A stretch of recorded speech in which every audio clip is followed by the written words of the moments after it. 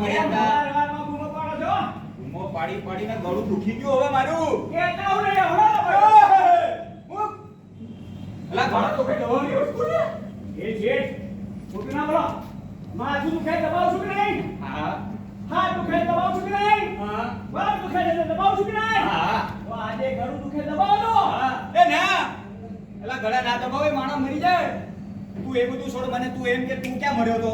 અરે હું મળ્યો નતો તો આપણે ગામમાં છે ને ગામમાં પાડે હા સરસ મજાનું છે ને શેરી નાટક આવેલું શેરી નાટક? હા ચિયું શેરી નાટક? અરે એવું હતું સમજો તો સારું છે ને એક તો જીવન ખારું છે તું આયા ત્યારનો બધાનું જીવન ખારું જ છે. અહીંયા લગન નહીં થયા લગનની મુક મને એમ કે નાટક શેના વિશે હતું? વેચાઈ એચઆઈવી.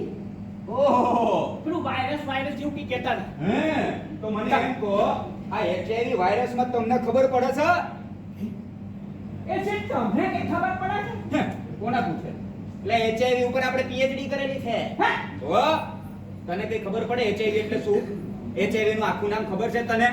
ના બોલો પાછા નાટક જોવા ગયા હતા. નાટક જોવા ગયા હોય તો શાંતિથી સાંભળવાનું, હસવાનું આવે ને બધું ભૂલી જાવ તો ચાલે, પણ એમાં જે જ્ઞાનની વાત થાય ને એ બધી આપણા બધાના મગજમાં ઉતરવી જોઈએ. કારણ કે જો તમને ખબર પડશે ઘરે જઈને બીજાને કહેશો તમે હા તો ભાઈ એચઆઈવી નું પૂરું નામ છે હ્યુમન ઇમ્યુનો ડેફિશિયન્સી વાયરસ, જેને કહેવાય એચઆઈવી. અને એચઆઈવી ની સાથે સાથે હવે તમને એ પૂછું કે એડ્સ નું પૂરું નામ શું છે ખબર છે? ના ના ના ના તમે જ કહી દો ને હવે આપણે વાત કરીએ એડ્સ ની કે AIDS એટલે કે એડ્સ નું પૂરું નામ શું છે? એડ્સ નું પૂરું નામ છે એક્વાયર્ડ ઇમ્યુનો ડેફિશિયન્સી સિન્ડ્રોમ, જેને આપણે કહીએ છીએ શાબાશ AIDS. સાહેબ શાબાશ બરાબર? શેઠ સાહેબ શાબાશ એ બધું છોડ, મારે તારી જોડે લપ કરવી જ નહીં. તું જઈને ફટાફટ